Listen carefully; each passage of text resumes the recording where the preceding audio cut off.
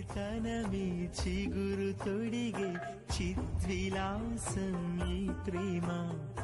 ఊహ కందని వింత జరిగే విధి విలాసం ఈ ప్రేమ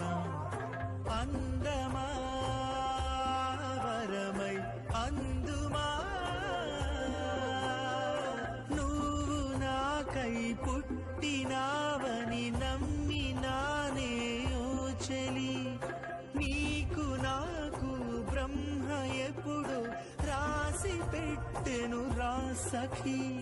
శివుడి మూడో కన్ను మనకి అగ్ని సాక్షిగా ఉన్నది